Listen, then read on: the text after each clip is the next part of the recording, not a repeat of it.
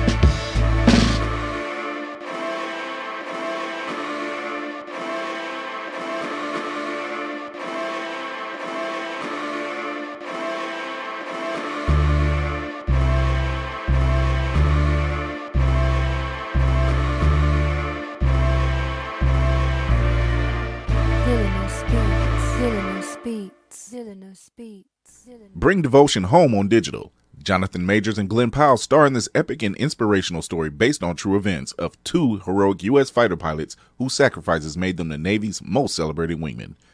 Buy devotion on digital now, packed with behind-the-scenes bonus content available at participating retailers rated PG-13 from Paramount Pictures. Bring devotion home on digital. Jonathan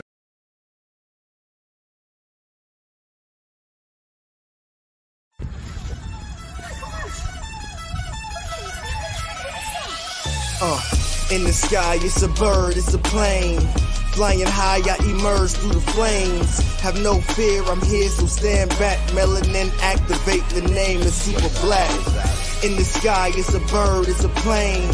Flying high, I emerge through the flames. Have no fear, I'm here, so stand back. Melanin activate, the name is super black.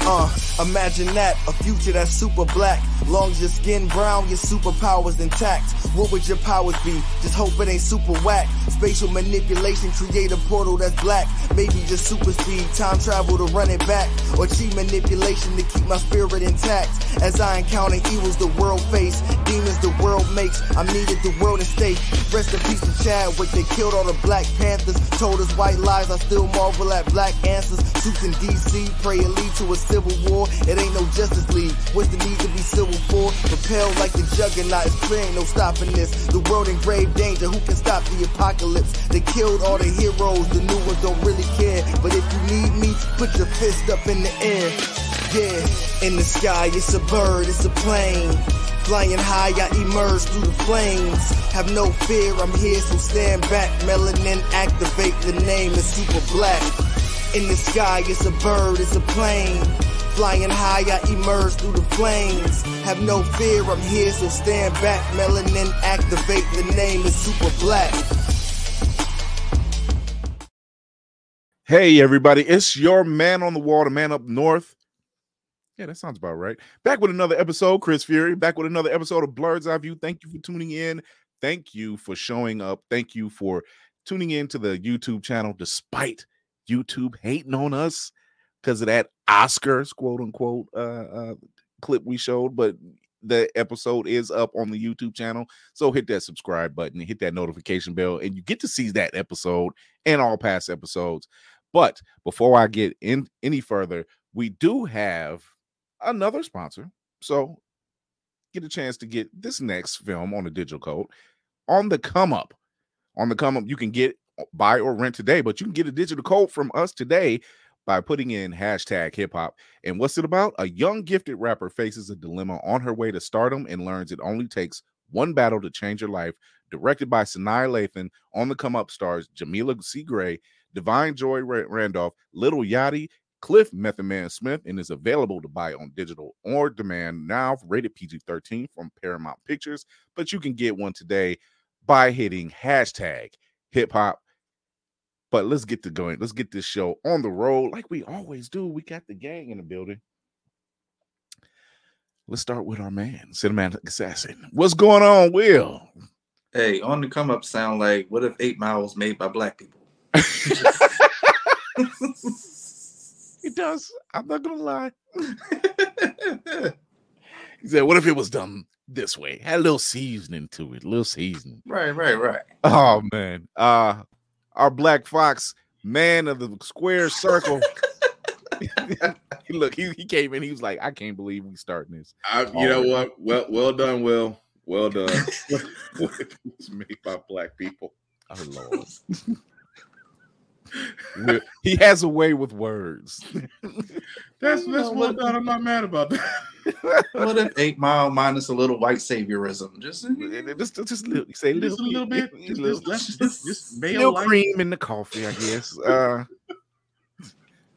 Man, before I bring my guest out, which are Lloyd and Natasha Jones, they are the founders of Midnight Comics down in Atlanta, black-owned comic company. I got the chance to watch something that I didn't get a chance to mention the last show, and it was The Menu, starring Ray Fiennes. And when I say, damn, that was interesting. That was interesting, and I wasn't mad in the slightest. I don't know if you guys got a chance to see that one, but that's on my list, because I was like, I looked at them like, no, and they said no. Someone, I think Will, you said no. It's like, Will, no, you need to watch it. Yeah, it's not what you think it is. I said, okay, it's really not. You're just like, this is simple but fun, and I'm kind of with it. I'm actually kind of with it. It's on my list too. As soon as I make it past them first 7 minutes of Velma, it'll be right there. Yo. Oh my God. Yo, I tried. The things. I tried going back. I tried finding a reason. I really did. That was a swing and a miss. I mean, when I mean a miss, I mean, it just it's like it's not even at least you tried. It was like, what? It's worse than the Martin Luther King statue. What were y'all thinking? Oh no! I almost want to go into the oh no, baby. What is you doing? This is not it. Not the oh no, baby. No, baby. No, baby. Bless your heart. It's one of them situations where you're just like, why and how? I mean, I gotta put this ever so nicely. I see what they try to do, but what you think is gonna work, and how you think you're gonna get there. You just didn't figure out the middle part. Yeah. The middle part is where the problem was. It's like it was a great intention, but no, a lot of it started falling flat because I'm like, okay, ha for a minute, but then it was just like, we're supposed to believe these are the group of kids that end up solving mysteries together later on down the line, and they're okay. This seems like the group of kids that saw Hard Times. It's like after VH1 special. Yeah. Oh my god. That's what I was getting Behind that the vibe. mysteries. Yeah, I don't know, man. Velma got woke and just said spit all the tea. Just all the violence, everything, just nothing was off limits. I'm like, and it is Mindy Kaling. It's Mindy Kaling comedy in a cartoon form. Yeah. Well, let's get our guests in. Let's get our guests in. Let's see what they think. What's going on, Lord, Natasha? How y'all doing? Good, and yourself? All right. So I don't know if you guys have watched Velma. Ooh, Nah. shaking of the head. No, we heard what? all the reviews and stuff, and everybody talk about it. We was like, you know what? We'll miss it just like she's missing on these jokes. We're done. We're not doing Okay. it. I think I found the culprit behind Velma. I believe I did. I think it was red. I think it was red herring. Stupid. Not even the original Velma. Just she gets it. Wow. So it is. It's just. I remember there was an episode of the Venture Brothers. Big fan of the Venture Brothers. Big fan. Mm-hmm. And they poke fun at everything in pop culture, much like Family Guy, Simpsons, all of them. There was an episode where there were a group of teenagers that were very similar to the Scooby Gang. There were some differences. Scooby had a German dog that was literally speaking German, but Shaggy was strung out and the dog really wasn't talking. Fred really was running a sex van because the girls were really wanting to go home. Yeah. They felt kidnapped. Velma really was giving off lesbian vibes and everything. And Daphne was just, I guess, the sex pot. But they poked fun at all those tropes. And it was one episode. And it was the way it was done. It was funny. One episode. You didn't need any more. You didn't need any less. And one and done. Mm-hmm. Even there's an episode that Nathan Fillion voices the Brown Recluse, which is a riff on Spider-Man. Yeah. And See, that's how you know it was done right, though. Yeah. That's done right. There's the comedy. Oh my god. But yeah, it's and apparently they got squared away for a season 2. WB, aren't you in enough trouble? Who got right now? Come on. I don't know how true it is, but they apparently they can get in before the year. I feel like this is Snyder's Stockholm syndrome all over again. They can't. Meanwhile, Matt Reeves and James Gunn was like, "Hey, you good over there? Yeah, I'm good. You good over there? Yeah, I'm good. We don't want nothing to do with nothing in the middle. We'll just stay away from all of that." Momoa has been spouting that he's got some great news. He put on Twitter. He keeps saying, he said, "I can't say yet." And I'm like, Momoa, come on now. We know what it is. We know what it is. It's just because you can't stop gushing about it. You couldn't stop gushing about it before all of this, and you definitely can't stop gushing about it now. And let's face it, you really are what the fans thought you should have been. Mm-hmm. It was just you weren't the fit. That character wasn't the fit.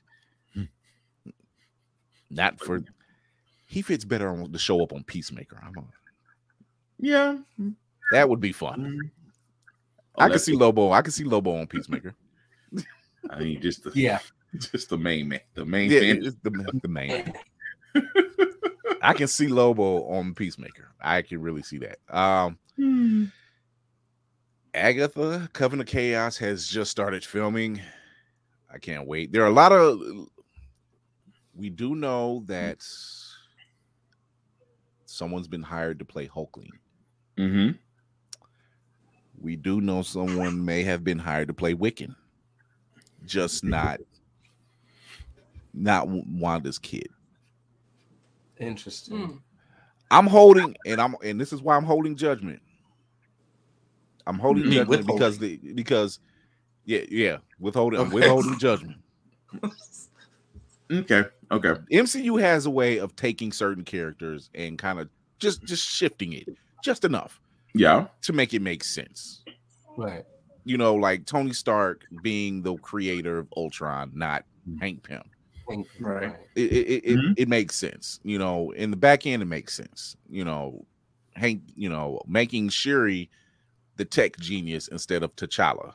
It makes sense because, you know, in the comics, these heroes are at like 9 degrees and can do all this stuff. And they just so happen to, you know, this way, just kind of like, you know, you got the guy who's the tech genius. Of course, he created Ultron. You got the guy who has a sister who's the tech genius. Of course, she can, you know, does all the sciencey stuff. You know, yes, Peter is smart. He's extremely smart, but he doesn't have the means, money. Yeah, he that's broke. what we all. That's what broke. And that Peter broke. And this is why we relate to Spider-Man so much. Man. Spider-Man stays in the struggle. Oh my god, man. I'm like, dude, you still ain't figured out. And then I think about what we go through, and I'm like, you know what? Never mind. Never mind. I understand now. Never mind. You still should have stayed home with your aunt for a little bit, you know, because that New York rent, though. You went from having wheat pancakes to day old pizza. Breakfast, lunch, and dinner. Oh my god! But we are talking with our special guests tonight, Natasha and Lloyd Jones of Midnight Comics. Tell everybody, let's switch you around up here. Tell everybody what's Midnight Comics, how they can get it, and where they can find this stuff, your characters, all this stuff. Okay. Well, of course, again, Lloyd and Natasha. Of course, we started Midnight Comics.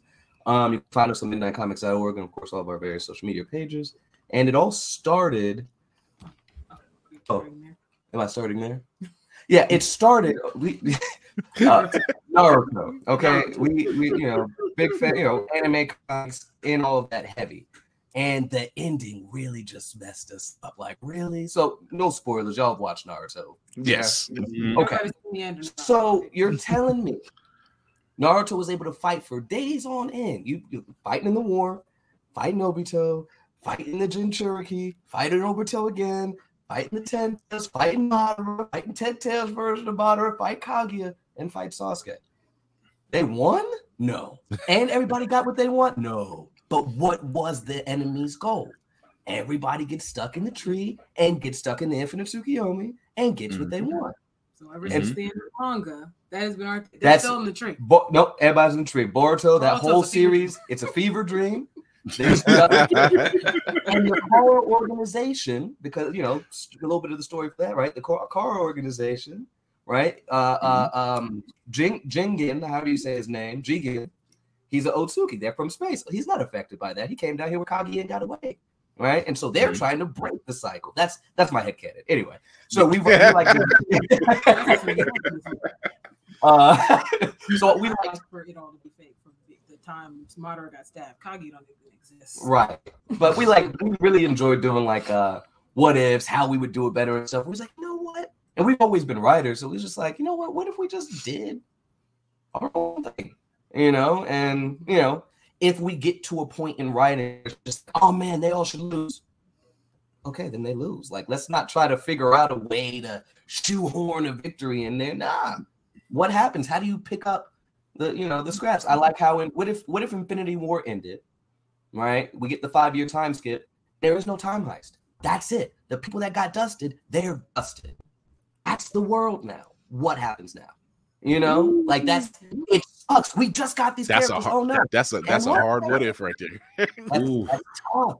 Now, now that we know about this next saga with the multiverse saga and stuff like that, you do your Secret Wars, you do your Kang Dynasty, and then you bring these characters back that way. But now we know when there's stakes and people can get taken out, it can happen. Not, okay, well they'll bring them back somehow. Nah, they're going. Yeah, that was the general takeaway. Like when I walked out the movie theater, my wife was like, they took off Black Panther, and I'm like, we'll get him back. Because I wasn't as a fan, I'm like, they're bringing him back. I read the book, so like she doesn't read the books, I do. So the worry wasn't there. Exactly. But the gut and like you watch the Batman movie, Batman's gonna prevail. But what if we got? I loved the Batman when it was just like, oh, you didn't figure it out, and then everything started blowing up and stuff. Now, what if Batman died at the end of it? I mean, that's never gonna happen. But what if he died at the end of it? You would never see it. Where does it go? No, it was a standalone movie. There ain't no sequel. He's dead. The end. Gotham is doomed. The end. You would never expect that ending. Ever. You go into any superhero movie and like, they're going to win. They're going to survive. They're going to save the day. If they don't in this movie, they'll come back in the next movie. And it's over. Done. Then there's the greater new DC universe. And now the rest of the heroes that exist in that universe take over and pick up the slack. Something completely new and different. So sorry if I started rambling there. No, we want the ramble. We want the ramble because we like this type of give. We like this type of meat. So obviously Naruto was like, you know what, we could have wrote a better ending. Oh man. Yeah. Oh man. Yeah. So that was the catalyst right there. They were like, you know what? That was a go on moment. Like, go on. This is going in. He has so much he has to say about this, but go on. Yeah. This ain't gonna work, And I get that. I can understand that because it does something different when you get a story. You're as fans of comics and comic book movies and television shows and stuff. We are fans that we expect that happy ending. We expect that moment, that last ditch effort moment, But you're right. What if? Which is why I love that series. What if? What if they actually failed? What if there was no Hail Mary? What if there was no rat who actually turned on the machine by accident? What are the chances? Like what came through and the rat? Right. So some of the projects that you have on the come up on the wire. I know you have you just finished a Kickstarter. Am I correct? We're about to start one actually on Monday. Okay. So I seen some of your stuff. I like it. Yes. which is why I reached out to you guys anyway, because I'm like, oh, I like what they have. I want this. I need this. I want more of this because we don't get a lot of that. And it's not every day where, as I tell people, this is a platform where I try to show POC creatives doing things that don't get seen, never heard of. You have people like Concrete Comics out here right now. You have the Antagonist comics that's going on right now. I need to go back and get the other edition of Black, which that was a great series. Bitter Root is another one. These are great series. And there are Black writers and Black artists that are behind these series. Black Sands Entertainment. That's, they're putting a stamp on a lot of stuff. So how did you come up with some of your characters? Let's talk about some of them. Do you want to start on that one? Sure. Yeah. Go ahead. Yeah. Most of our characters are actually based in a lot of different lores or religions or stuff like that. So you have Soul, who has 2 Egyptian deities, Amon and Ra, inside of him. So he's based on, Egyptian lore. We have the Unbeloved that's based on Shinto lore. It has 2 Shinto deities and their kids. Is that all the deities? We have another one we can't exactly. Well, we can't talk about yet. Okay. Ooh. That's the shadow character. Yeah, that's the download skin. That's the download skin. They're around, but you just don't know their backstory, who they are exactly. We got the Blue Morpho, who is our original character, but she actually stems from the butterfly, who is a public domain character, and she was actually the first ever Black superhero in comics. So she predated Storm and Vixen, like came out in the 70s. Yeah, and 2 issues. That was it. Right. And then we have the Gray, and we were like his favorite. And the Gray is a physicist. She's an experimental physicist dealing with the study of black holes and stuff like that. And well, you're really into space stuff and, and stuff like this that. Is my favorite character. So that's how we came up with the Gray. Yeah, specifically. So yeah, love space stuff, all of that. And so I was just like, what if we made a character, right? Like she's super smart. So she's these particle accelerators, miniatures. She wears them like glove, right? And she's like, oh man, like we do so much with like the energy that we can make out of this. Of course, everybody wants to weaponize things when we create something new, right? But again, you're messing with black holes and stuff. So like she accidentally created something that could potentially destroy the solar system. So she's like, well, you know what? I like superheroes. I'm going to become a superhero. I'm going to use my weapons to stop other people from using them as weapons. But she also can't fight. So, like, is she going to actually be able to stop this organization from using this potentially solar system destroying invention of hers? So, it's going to be, it's gonna be we great. call her Kamala because she's like a superhero fangirl. And she wants to be a superhero so bad. I love that. But she knows literally nothing about what she's supposed to do to be a superhero except help people. That's it. Right. She just knows she wants to help people, whether with her brain, if she got to try and throw hands with somebody, if she got to get her butt beat a couple times and learn a lesson, whatever it is. Yeah, that is Kamala. No, that is Kamala. That's Kamala all day.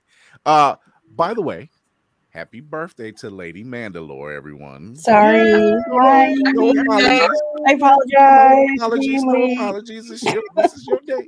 You don't apologize on your day. A lot of unexpected things happened at the last minute for me just now. So it happens. I mean, things happen when you turn 26. It just is what it is. It's sure. what it is. I remember that. Yeah. So, where did you guys meet? When did you go? Because this is something I don't want to say it's rare, but it's rare in a blurred culture when you have someone, when your mate is into the same things that you're into, where you're pretty, because you both mentioned Naruto. So, and the fact that you are mentioning it, there's people that was like, "Oh, this is too much. I can't commit." Don't judge me. I'm not judging. This is not towards you. Hey. Look, I got my wife hooked on the Firefly, and she watched, and I had the DVD. I got her to watch the entire season, and she's like, "So when's the next season coming out?" I'm like, there isn't. Yeah. So about that. Set up for the letdown. Yeah. She's like, "Why you show this to me?" I'm like, "Because you need to know the pain." Fans. If that was not a moderate moment, you need to know. You shall know. Feeling very well. I'm just saying. I'm like, "Oh, you're going to feel this pain."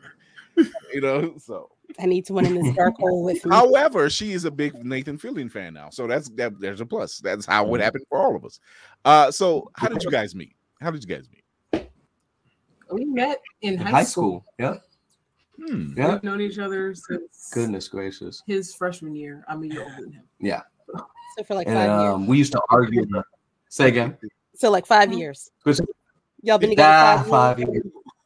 Sure. Yeah. Yeah, we'll go with that. Yeah. You take that win. Yeah, right. But yeah, we used to argue about which one was better, Marvel or DC at the lunch table. Well, yeah, whatever. But yeah, we sat at the same table. We had the same group of friends and everything. That's how it always begins. Which one is better? Gaming. Yeah. I was more of a DC fanboy. I definitely grew up a Marvel fan. Yeah. A little bit of DC, a little bit of Marvel. Obsessed. It's nice to have both houses Right. under the roof. It's good. It's healthy. Right. Yeah. I mean, you know, I'm still mad at them making Bruce die from orbit and still live, but whatever, you know. Yeah, prep time. It's okay. There you go. That's all it did. Prep time. We We're not did gonna this talk before about the already. We did prep this. Prep He's my guy, but I'm just like, come on, my guy. You know? Yeah, nah. Like I said it before. I'm like Clark somewhere. He's like, Prep time. you know, Bruce. He's just like, Yo. come on, man. I liked when he fought against the Predator. Y'all remember those? Ah, yes. He yeah. got The 90s. I mean, the 90s, right? That and the other one where he fought against the aliens, the xenomorphs and stuff. My Yeah. gosh, all those covers back in the day, man. Hey, Laney, what's going on? Geek by Hearts in the building. Yeah, those crossovers then were bananas. Mm-hmm. It was Batman versus the Predator, Batman versus Spawn, Superman versus the aliens, Ash versus Jason versus Freddy, Ash versus Marvel Zombies, Ash versus it was cross promotional for everybody. That's what it was. Yeah. And it was just screw his prep time. Look, I agree. Bama Blurred woke up with on the violence on his mind. He just came straight in with the screw prep time. This- Screw Batman prep time. Disrespectful. That's so wrong. But it is when you do have that battle between nerds and blurs alike. Who's better, Marvel and DC? And I'm one of those blurs where I just say I'm like that taco commercial. Why not have both? You know, so I don't see anything wrong with it. There are some things in each house. Yeah, there's some things in certain houses that I'm just like, yeah, because 90s was rough on everyone. Yeah. Marvel was Really, Kira? they were imploding. They were imploding. That's when I say I had every X-Men title, every Spider-Man title, every Batman title. It was nuts. Like normally you get a title twice a month at best. Maybe 2 titles a month. Not every week. Web of Spider-Man, Spectacular Spider-Man the following week. Man. What's the Spectacular Peter Parker? That was the other one. I'm like, yo, they just keep going. He just did. Foil covers. Those were annoying. It was annoying. It was too much. They were doing too much to hold us or to try to hold us. Scott had a lot of pockets for no reason. I still don't know what he had on. So it was just that was a The time. glam rock Thor. Yeah. Aquaman losing a hand, trying to look tough with the beard and everything, long flowing. It was a thing. It was a thing. It was good and terrible. It's like let's make it dark and broody. I'm like, he lost his parents. How much darker and broody can it be? That's what DC stands for. Dark contrast. Shut up. It was like, how much broodier can you get? That's like, so that was a moment. There was some moments in the 90s. Clone Saga. that I choose to forget, and some that are just ingrained. Clone Saga that I can't forget, and. Ben out of the Clone Saga. Can we at least appreciate Ben Riley? Jeez. No, No, wait. Real talk. Ben Riley was probably the best thing to come out the Clone Saga. Yeah, Thank you, yeah, thank yeah, you. that's fair. he got done so wrong. Just He did, and they, Dirty. yeah. I haven't seen a Ben Riley suit except for this newest version, this Schism or Chasm, whatever. Chasm. Yeah, I don't like that look. But every other look that he's had has been great looks.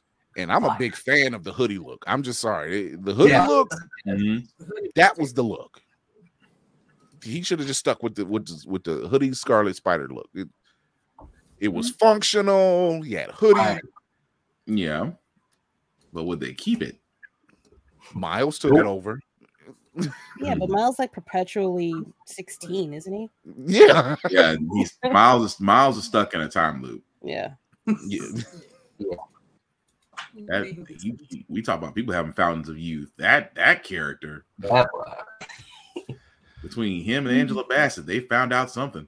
Oh, Lord have mercy. Really? see, Will, Really? you thought it was me. Go reset the clock. Really? It was bound to happen eventually. It was bound to happen on at least every show. You thought I was gonna wedge one in. It was see. Reset the clock. So Midnight Comics was born. When did you start making Midnight Comics? 2020. Oh, okay. Right. So right during the pandemic. So cool. How many titles are you looking at? Okay, so there's Done, technically written, or I did. two answers. Technically two answers. So our story, Tales from Midnight. So I guess that would count as a title, right? But inside of there, so it's our anthology series. So we have 4 titles in that book. First. The first one, right? So we have Blue Morpho, Soul, The Gray, and Admani. And then in this next one that's going to Kickstarter, Tales from Midnight Issue 2 has 3 additional stories, or 3 new stories rather, with The Last Day, Raven's Omen, and Dogma. And then we have our manga series, The Unbeloved. So, yeah. So now I seen on your bio that you mentioned you do manga and Western style. So you have a Western style comic series? Like No, traditional style. Excuse me, traditional style. Traditional. Okay, traditional. Okay. So like we have these joints, right? The manga, and then we also have the comics. So we're doing both. Which is your most difficult? You know, You write the manga. the manga is So, easy. yeah. The manga is so easy. I think the traditional style comics was tougher. The amount of research I think I had to do for some of the for a lot of them, but for the traditional style comics specifically, like The Gray, that was that's tougher. not That was more sciencey stuff. But I think the manga just came really easily since we was coming off the tail end of really binging a lot of our old favorite animes and mangas and stuff like that. So it was just like I just fell right into the fold of that one. Versus doing the comic. So Natasha's like, you write the manga. You write the manga. You write the manga. So you mentioned in the manga, obviously stories like Naruto, and what's your other favorite anime? Fist of the North Star, Code Geass. I'm sorry, it's just something we talked about the other night, and I literally showed a clip from the live action movie. That's live action movie. Oh man, Scarred. We had to show some people who'd never seen it. So I know between me, Chris, and Will, and Kira got to see the last time. I was on Demon Time. I'm like, I will not suffer alone. I'll go down with the ship and I won't take them with me, but I will not suffer alone. But yeah, because it's funny. But yeah, once again, we're fans of Fist of the North Star, the anime and the manga. Yes. Not the movie. Not the movie. Kira, I know you're trying to dabble in the anime. I don't do this to me. You're skirting around the rim. Oh, there. don't do this to me. Are you still in the waiting pool, or are you just like, I'm gonna wait till all y'all go out there first? On what? On a specific anime? Or? That's a wonderful question, Kara, because you did give us a list. Where did you dive into first? Well, okay, so all right. I can't watch Bleach. I mean, I'm watching it. I know, it's sacrilege. It's one of the big three, quote unquote. It's not sacrilege. Go ahead, Kara. This is a safe place. It's not judgment. It's a safe place, exactly. It's fine. It's fine. Some people don't like Bleach. I didn't say I don't like it. I just said it's going to. I know. No, I'm not diving into nothing. Diving in. I just no. I did watch Future Diary. That I do love. Future Diary. I'm catching up on Attack on Titan. I fell off. I was giving it Bleach energy too, not because I didn't like it. It was just, can we? What the fuck is going? Somebody tell me something. You just gotta, can we get to it? Like, I know. Can we get to the Titan part? That's all I want. Just like, let's kill some. So let me impart you when it comes to anime, there tends to be a lot of filler, and as wait. I gotta preface before we go into that. I have watched all of Dragon Ball. That counts. Okay. I have watched all of it. I'm a fan. I got my poster up. I'm with that. Okay. This new stuff, y'all doing too much. Wait. I was gonna say you may want to avoid Chainsaw Man then. No. Chainsaw Man is not that. Chainsaw Man Chainsaw Man got right into it. They're moving. They're strolling along. Spy Family is starting to ease into that trap where it's like, all right, what we doing? Something? And I love them, and I watch it all the time. I watch it religiously, but they're starting to fall into that. Can we do something? I mean, I know y'all got to string along your and Twilight, but can we do something?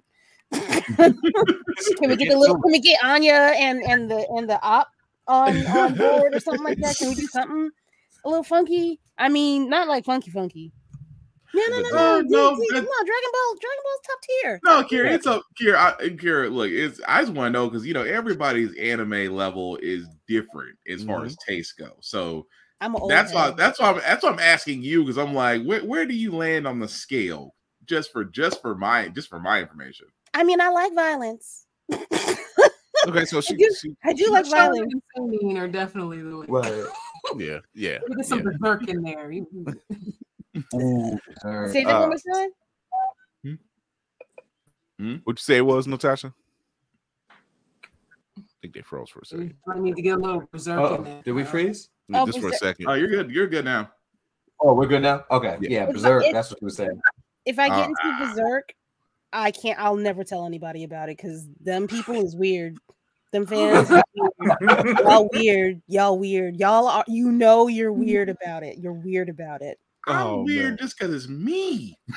No, you're like an outlier, Will. Like everybody, other people I have a friend that I've known for 20 plus years. I will never tell him that I watch that show ever. I will never tell him I watch it. Never.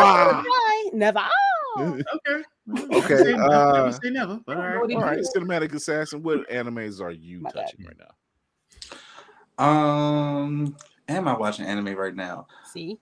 Listen, what I like to do is like get real attached to something and then just stay in that arc.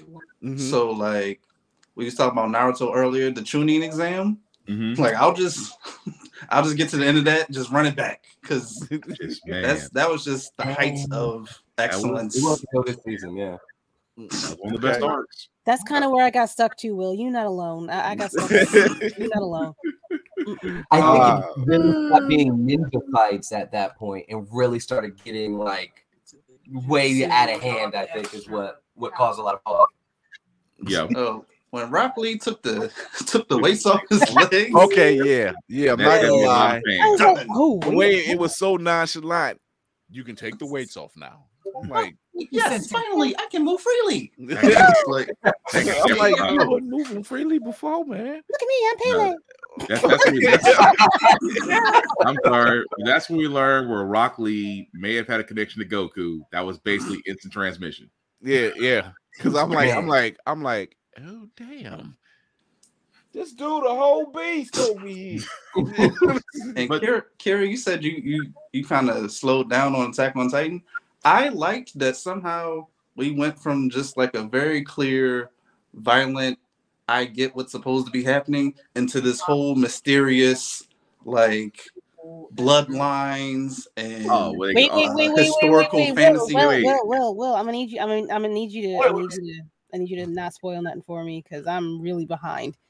Okay. I mean, I literally just watched the episode where Aaron gets kidnapped. Oh, okay. Yeah, don't look at me. Don't look at me crazy. Don't look at me wild. Don't look at me wild crazy. We can't say nothing because she's on 5. So it's like she's on 5 and 1. So you gotta. Glad I ain't say my other favorite part out loud. Jeez. Oh man, Black Fox. I know you're Naruto, and I'm my list. I'm surprised I sleep. I'm not gonna lie. I'm surprised I sleep. Wait till that baby comes, brother. I'm still not sleeping. Who am I kidding? No, no, I pretty much I'm like Chris. I'm part of the One Piece Brigade. I'm still trying to catch up on that. I'm trying to think. How can I name off all the? Okay, so definitely a Bleach fan. I've been following that since 1,000-Year Blood War. Love that. Love what they have so far with that. My Hero Academia. I loved. Black Clover, I loved Overlord, I've loved Soul Eater, Blue Devil, which again a friend of mine, another podcast got me into for Blue Devil. Chainsaw Man, the reason I mentioned that because I did not think I was gonna really like it, but it was actually very well done. They get right into it too. I'm looking at you funny. How Chainsaw Man. Look, I'm gonna tell you the name stopped me, but I was like, no, I'm gonna watch it because what the fuck? It was exactly what it is. What the fuck? Chainsaw Man was probably the first anime I watched without reading the manga. Usually I read mangas first, anime second, just because number one, being a Gundam Wing fan, I was like every Gundam except for Gundam Seed. We could do without Gundam Seed. But anyway, no, everything else. I'm going. Laney, can I tell Laney what Chainsaw Man's about? Yes. Chainsaw Man is about a broke brother trying to pay off his debts and trying to touch a boob. That's it. That's all he wants in life. Yeah. There's blood, there's violence, there's insanity. That man just has a job. He got a job, and he wants a hot meal and maybe a little boob. That's it. I swear he kills me every time. He was like, I got some bread. And I'm like, man, you broke, ain't you? That man was thankful just for the bread. That's hard times when you thankful for bread. Not and I ain't talking about a loaf. I'm talking about one slice. Yeah. No spoilers. But when they said we ran out of food, how are you so calm? He said, being poor has prepared me for this, and rolled over and went to sleep.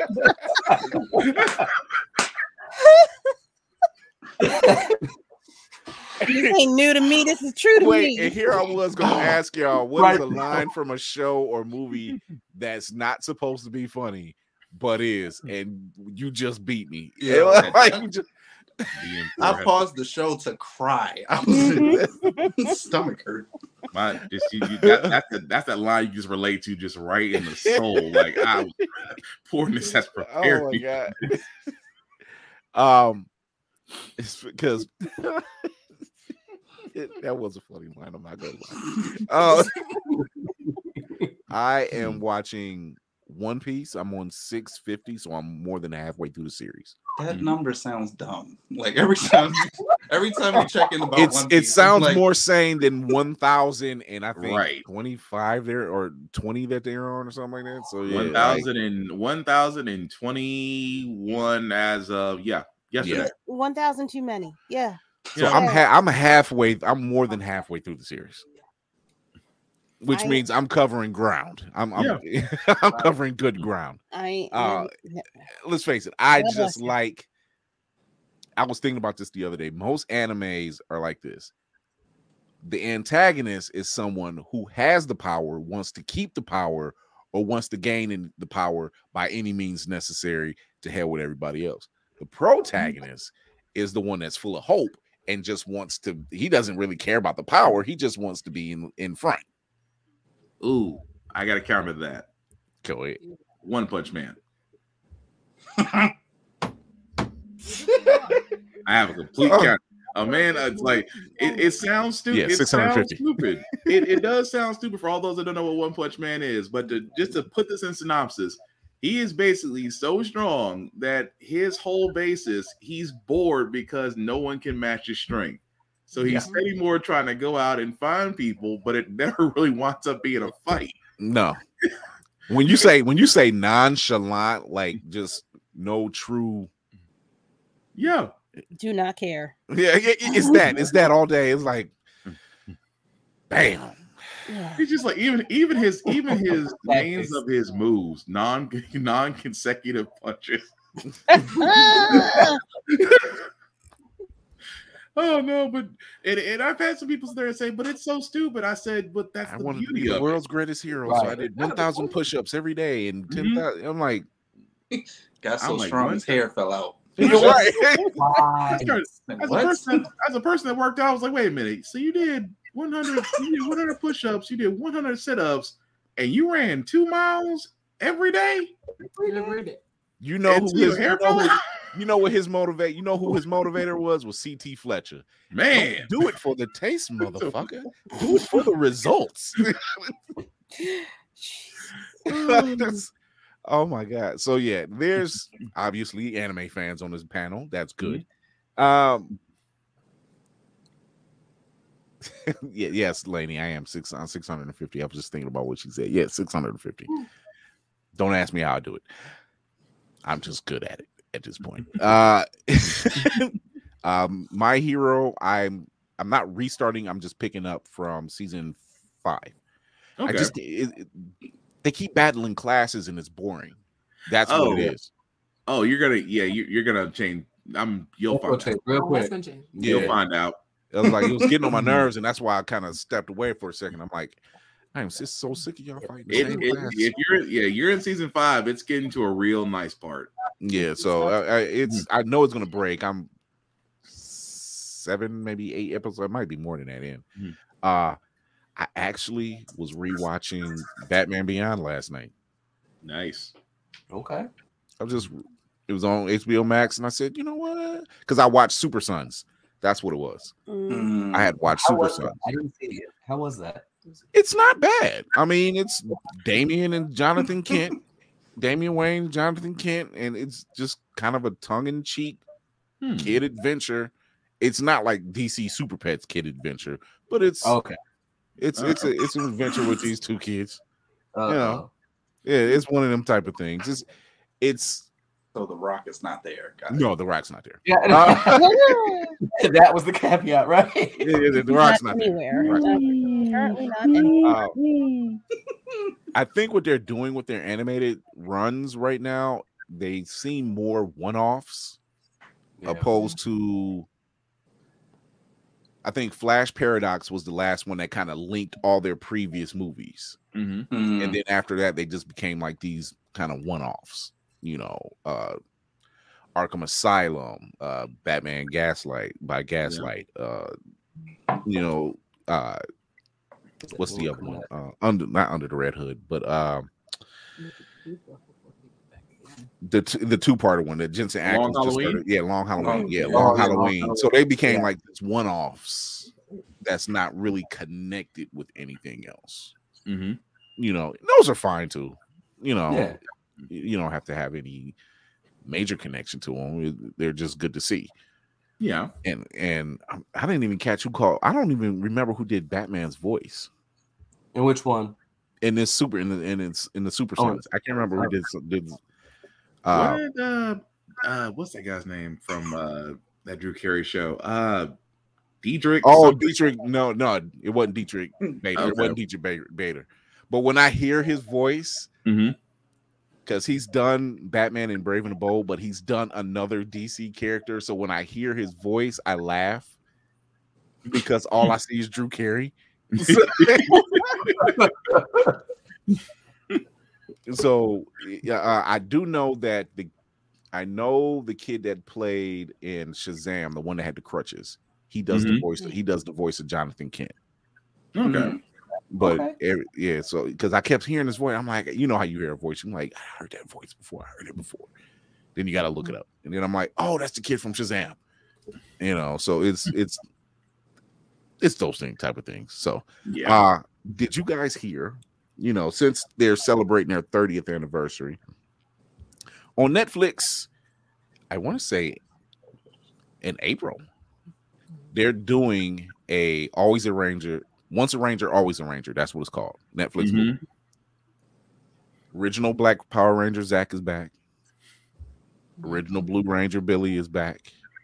Rocky is playing the Red Ranger. I can't remember Catherine Sutherland's character's name, but she's playing the Pink. Oh, she's Cat. So she's Cat. Yeah. The original Pink Ranger did not come back. She wanted to, but you know, I guess they were trying to shortchange, you know, and money was funny. Yeah, money was funny. But I don't think it's out of the cards for her to show up later. You know, I think they'll come up and say, hey, you know. I'm just happy that Zach's hairline got fixed. Man, come on. He better not. He better bring his own hairstylist. I know that. In Jesus' name. Lord. That took a minute. I'm like, yo, you got here in California, my guy, at the juice bar lineup. Just they gave you the lineup. They gave you the lineup that was done with a weed whacker and a bowl. That's it. Like then, like they spruced it up. They're like having grow out some locks or something. I'm like, you think we're gonna forgive you for that non-hairline that my man had? Like, it's like you gave him the George Jefferson. For real. Nah, he had the golden arch. Just, you know they how gave him the ba-da-ba-ba-ba. you know how you had that. You know how you had that mother that sit up there was like, I can cut your hair, baby. No, like, oh no. Yeah. You got that one uncle who had one too many 6-packs. Good boy, come here. I can cut hair. I got you, boy. I can let me hairline be back here, and sideburns. You know. That forehead looked like he had a forehead like a 5-head VCR. Just bruh. So bad. Oh my God. So Lloyd and Natasha. What are you watching right now? Anime, movie, TV series? We just Bleach. Yeah, we just finished all of I was sad because I remembered that that's coming out in batches. Yeah. Well, yes, we just finished with the episodes of Bleach. We actually were a little late watching Spy Family. We just finished watching that with the kids. Oh my gosh. JoJo's. We haven't finished JoJo's. We haven't finished the JoJo. Yeah. JoJo man. Appreciation. But haven't finished the anime yet. I guess we kind of started trying to watch My Hero again. We read the manga up until some of the more recent stuff. But now I want to see anime. Shigaraki out of control right now. So like that out of control right now. I'm not gonna say that further than that. But that boy how far are you in JoJo? Oh, Stone Ocean. Okay. Yeah. So who's your favorite? So who's your favorite JoJo?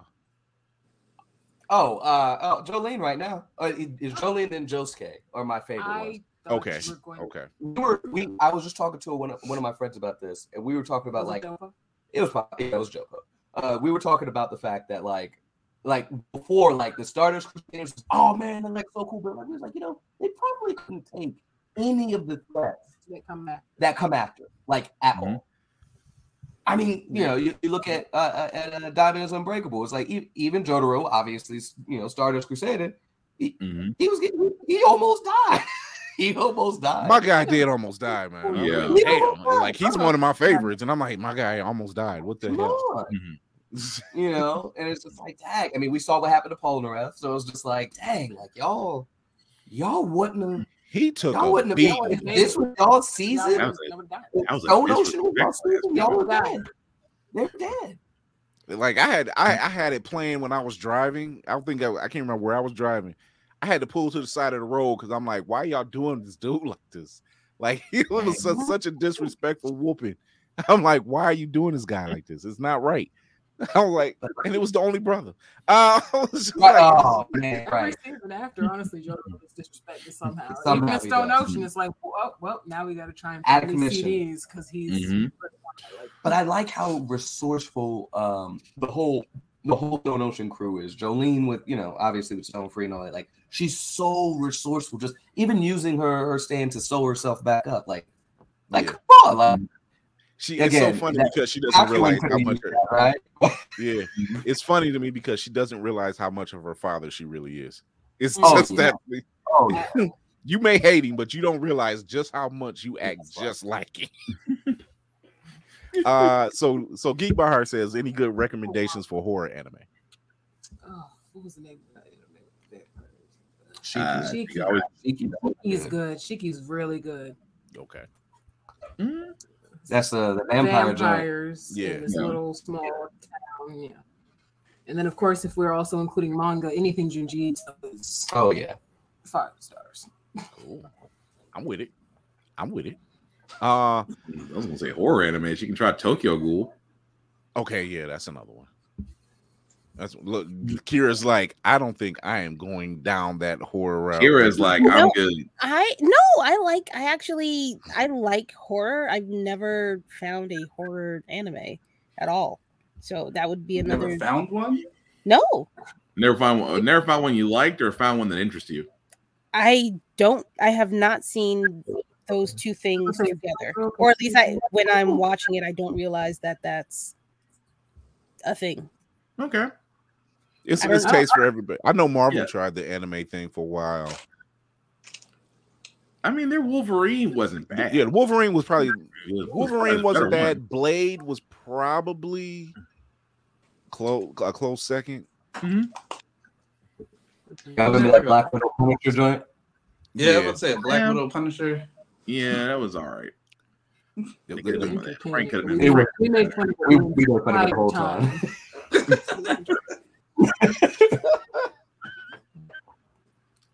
Oh my god!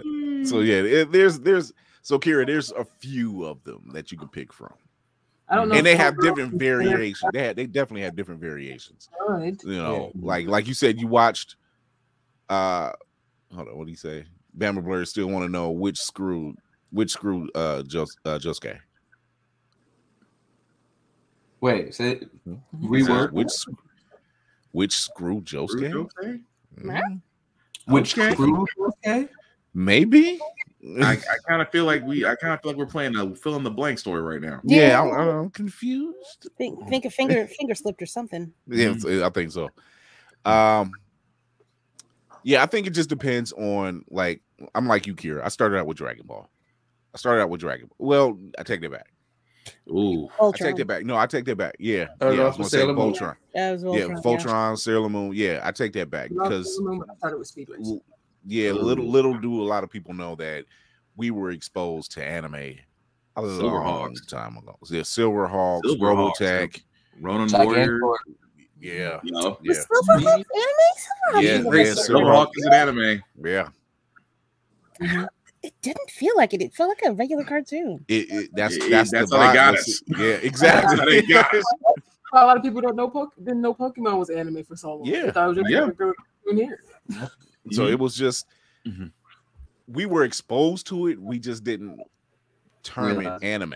Yeah, we didn't know it was anime. Like I always joke. I said Toonami can be solely responsible for turning a lot of people who never watched anime but just happened to be up during that block, Yeah. and then slowly converted them into that space. Yeah.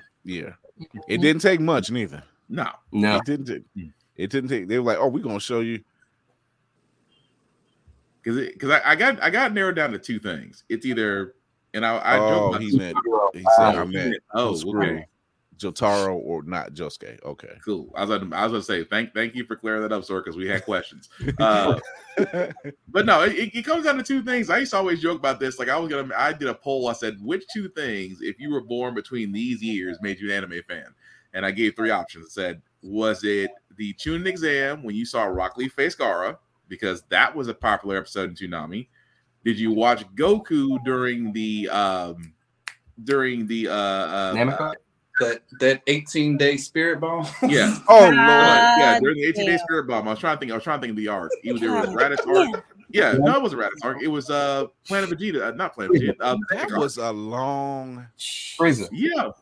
That between the spirit that hold him God, but you know facing off with Frieza, that was the was long. cozy. I swear to God, that was the longest. But you got 5 minutes in universe. I kept thinking I was watching the same episode. I kept thinking I missed it, and it was just a repeat of the same episode. I'm talking about getting home from work, trying to okay, they about to get it in. They've been doing this all week. Friday is going to be the day. But you got to think though, it did make us patient. It did not turn us over. Them to start the entire series over. Y'all remember when that happened? Like, oh man, he's gonna go Super Saiyan next episode. Nope. Yeah. Nope. Right, They started over. He's still Dragon yelling Ball for- Z. And I'm like, yo, when we gonna get to it? End of every arc. It did teach us patience. But it did teach us patience because Goku up someone. Next episode. Third episode. Give me your energy. I'm not gonna lie. How many kids at home sat up there and gave Goku their energy? Man, I'm not gonna lie, I was practicing Kamehameha. I was practicing at home just to see if I could do it. I'm not gonna tell that one. What are you doing today? At some point, your parents just stop questioning what they hear. I'm sorry. I keep thinking of that video where the black kid was sitting there. He was screaming because he called himself going Super Saiyan, and his mama came in there. Stop all that damn noise. Parents watch the show with you, right, so they know what's going on. Oh my God, it's so bad that they have had us. Dragon Ball had us in the chokehold. Man, they had us in a whole chokehold. Good Lord, and they keep putting us in the chokehold. Still doing it. It's bad when you have people go, "Why do y'all watch Dragon Ball?" and then you sit them down for Super, and then they're like, "Wait, that's how? Wait, what? How do you do that?" And it's like, well, first off, it's Goku in plot armor, so don't question that. It's like, well, why is Vegeta always angry? Again, Goku plot armor. That's all you need. No explanations after that. There's nothing else to be talking about. Nothing. So you're watching that. What is a series? What is a movie series or franchise that you just wish they would lit unalive? I guess it's funny you say that right after we talk about Dragon Ball Super. For me, all right. On that note, I thought he was going to say GT personally, but okay. I can understand. So GT. I'm going to make you mad there because I'm honestly one of the few that's like, yeah, GT for sure, all day. I'll take it. Throw Super away. Hear me out. Hear me out. Hear me out. The execution, it could have been better, much like a lot of things, right? Mm-hmm. But think about it like this: a lot of the things that Super has in its arcs came from GT first. God of Destruction was in GT. It was God of Destruction Mew. Mm-hmm. What was he? A cat, right? The copy Vegeta arc is nothing but the what? Baby Vegeta arc. The new set of Black Star Dragon Balls, Super Dragon Balls. Enemies from your past coming back. Resurrection F, Super Android 17. Right? They've got to make room for new blood. They're just building characters. I need you to leave them alone. But I wish they would have left Piccolo alone. I didn't need Gold Piccolo. I didn't need that. You didn't need Mountain Dew Piccolo? No, I did not. I need regular Black Air Force Energy Piccolo all day. And they That's couldn't it. even get a good name right? Dragon Ball Super. They said, what was the name of that Piccolo? Orange Piccolo. He's a Dragon Clan Namekian. That could have been the dragon form. Where did he get the power from? The dragon. Right? That could have been the thing. But no. Okay. No. That's strong. You have a strong case. I can't argue that. That's a The strong case. The last point then, right? What is the overarching story of Dragon Ball Super?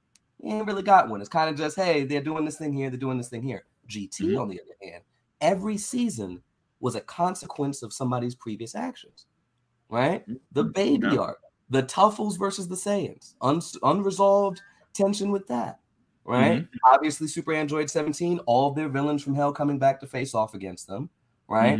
And then my favorite, the Shadow Dragons. Y'all can't just be using these Dragon Balls all willy-nilly. Like we're seeing in Super Bulma wishing for a BBL. I swear to God, I don't know why that was such a Bulma move, man. That was such a Bulma move, and I was pissed, but at the same time, I was like, what else can you do? I was like, it's Bulma. What do I expect? He presents a strong case. I can't argue that. It's a strong case. Now, another, and I'm sorry, I'm not going to go on a huge rant. I am on a huge rant, but I'm sorry. but if you guys remember, all of this is still technically taking place before the last couple episodes of Dragon Ball Z. Right? So now, with the introduction of the Gods of Destructions, the other universes, Jiren, Hit, all of them, now what is the hype for Oob? The whole point was we haven't seen anybody as strong as Majin Buu, Kid Buu, and he's an Earthling that's going to start out where Kid Buu was. The potential there. But you still ain't even beat Jiren by yourself. You haven't beaten Hit by yourself. You haven't beaten Beerus. You haven't beaten Broly by yourself. So why are we excited about Oob? You nixed the entire point of Oob's character. The whole point of the ending of you traveling off and leaving your family behind, but traveling off to train the next. This is why Goku is the worst parent ever. Goku is by far the worst parent ever. But you know what? He comes back. Cracks the top 10. Piccolo, he's got the milk. Look, Piccolo is the black daddy we know him to be.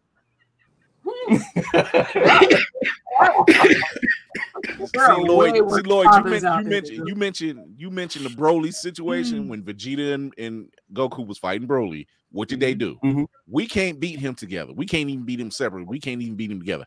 We need to find a way. Who did they go see? Piccolo. We need your help. What did he say? I want no parts of that. You crazy? I want no part of that. I ain't got no beef with him. All Broly wanted to do was just sit there and enjoy nature. That's all. That's all he wanted to do. He was most powerful being in the entire world of Z, and all he wanted to do was be peaceful.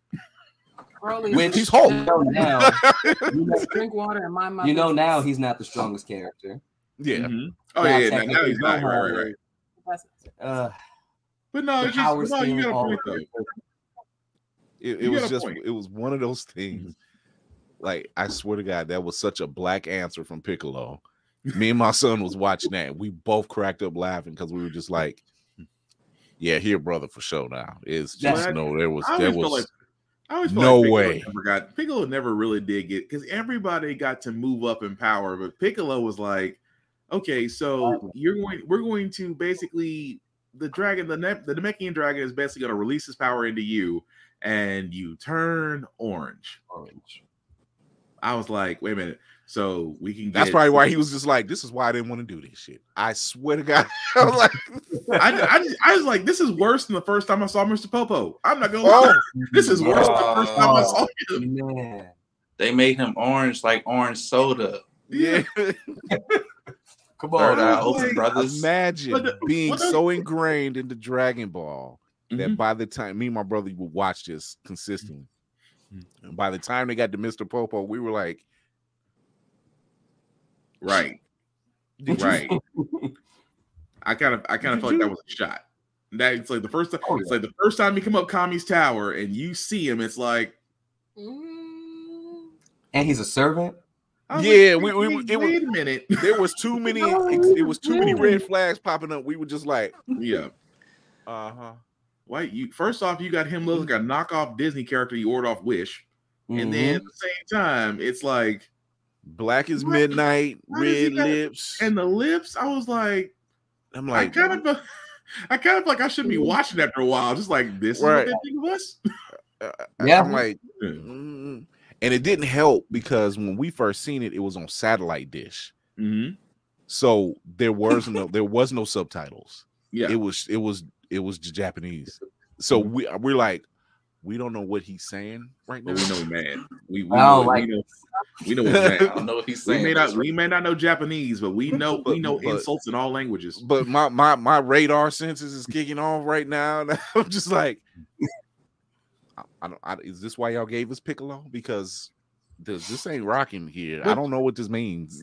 But you know what's interesting though? I will say this because, and of course with our guest here, this is why I say, as bad as that was, I think it inspires like you guys at Midnight Comics, and it inspires other POC comic book creators because for the longest time, it's like we never really got accurate. We never got accurate characters, if it makes sense. I mean, you guys. I mean, well, everybody in here has seen anime where they couldn't get her hair right, they couldn't get her eyes color, all that crap. So, as messed up as it is, it did lead to individuals such as yourselves that have sat there and said, "Yeah, we can do a whole lot better than what we're seeing." So, there's always been that. So that's all. That's why I say it is messed up because that was the catalyst. But if you think about it, that catalyst led to what we have now. Which, by the way, I do love your art, especially for the Gray and Soul, because I checked that out when I saw. I was like, Soul is the guy I'm trying to be shape wise. Like I said, okay, Soul is the guy I'm trying to be shape wise. So I was like, okay, inspiration, because it's like you took what was in my head and said, okay, broad shoulders, mid waist, I still got a gut, that's okay. But it's like trying to work that out. I was like, okay, cool. But it's one of those things like Chris and Will and myself and countless others all said this. We always want to be able to look at something and go, we can see it because we can relate to it. So I get that. So yeah, I mean, I just had to throw it out there. And also at the same time, dude, respect on the Star Fox fans, because you don't find too many fans that are fans of Star Fox. So I just have to say respect to that. But no, I just had to point that out, because that, to me, when we see stuff in animes that we do love, but don't represent us well, that up there just makes sense. The reason why you guys want to tell different types of stories, want to show different type of characters, but it's always cool to see a badass black dude or black woman. That's just me. I'm just go ahead and just be completely cynical about it. It's not just the anime, the comics. It's like when we finally get here's some looks. Here's a couple. Here's a cool. They don't use them. Right. They don't use them. Like one of my favorite characters is Vixen. Where is she? Vixen has the potential to be one of the strongest. And the only place you've seen her used the most was Justice League Unlimited. Pretty much. And didn't she have her own show for like 5 seconds? She was on Arrow. She was on Arrow. Dropped it like a hot pocket. Her descendant was on Legends of Tomorrow. And then they used her character for a little animated series they had on CW on CW. Yeah, but the Seed on CW. But that kind of goes in the other part. It's like, you can have black characters. Can you write them? Because that's always been the other half. Because they don't be black people. They don't. that part. They don't be. It always infuriates me, because we have an example we've used on here before. The what if Miles Morales became Thor. If Miles Morales became Thor is by far the greatest. Horrific. It's the greatest example of when a writer who cannot write black people is allowed to write black people. And you see the dumpster fire that it has become, to the point to where everybody except executives are apologizing.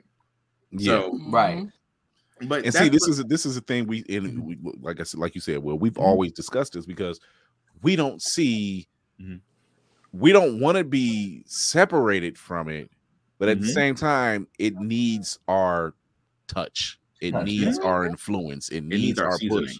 Yeah, because you just can't say, "Hey, I'm going to write Black Panther," and you're from Ireland and you know nothing about. If the sun hurts you, Yeah, you're not allowed to write the Black it just doesn't. Okay. And then they say, you know what? We're gonna give him an adopted father, and he's gonna come out of Russia. Wait, stop, hold on, wait a minute. You know, we need to talk. You know, it's like unlike Coates run, Ta-Nehisi Coates run on Black Panther, where you started getting introduced to the Orishis and all the background of African culture and African gods and goddesses and deities. We needed that. Yeah. That's what we're looking for. We're looking for those type of stories. So when you're talking about your characters and how they're related to Egyptian gods, and then you have another set of characters and they're related to this type of god, that's what we're looking for. Yeah. And sidebar, we will have a lot more African deities showing up. Nice stories. See, that's what we're talking about. That's what we're looking for. Because we need that. Yeah, we've been looking for that. We need that, and it's so hard. Do you think you give us Vixen? I'll write it. Like, hand over the rights. Because they there are characters in DC. Victor Stone is one of them. Yeah, Vixen's another one. You know, they pretty much whitewashed Shahira Hall. Yeah, you know, so yeah.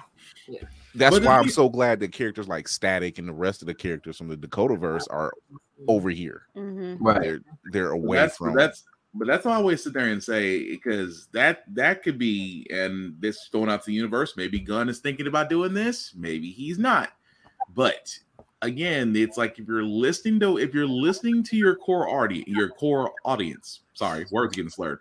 If you listen to your core audience, I mean, what is the one thing we always ask for? We kept asking for Static because Black Lightning made us hope for Static, and we saw how that went.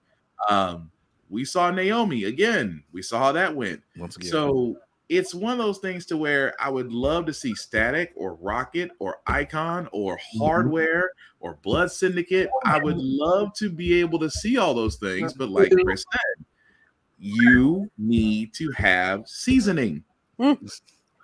I don't need mayo. I don't need raisin potato salad. I need seasoning. There needs to be some. I need Lawry's in the. I need Lawry's. I need Lawry's seasoning. Lawry's. We got Lawry's. I need Lawry's. I need glory. I need glory greens. I need the ham hocks. I need. You see what I'm saying? In the can or in the bag? I need the baked mac and cheese, not the glory is good box. either way. I'm sorry. You can take glory. You can take glory cans and still be good. That's blessed. Yeah, right. You know, it's. I don't need Patty LaBelle pies, but you know, you get what I'm saying. Yeah. It's there. Leave them Patty pies alone. She heard you. Patty pies got their own mafia. She heard you. You know what? Real talk, they probably do. But that's the reason why.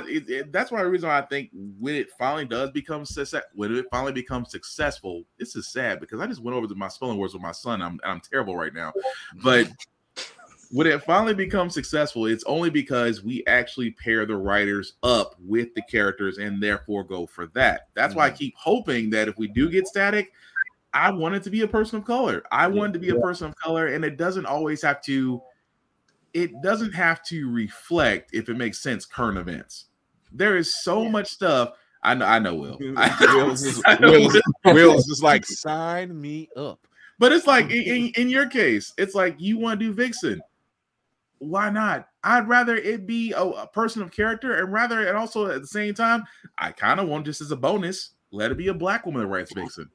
That to me is double bonuses because Seriously. Number one, and it's just because y'all will be, because I always say this best, a writer's greatest strength is their perspective. If they can add their perspective to a character, then it makes more sense. So why not can Vixen not be written by a Black woman? Because again, seasoning.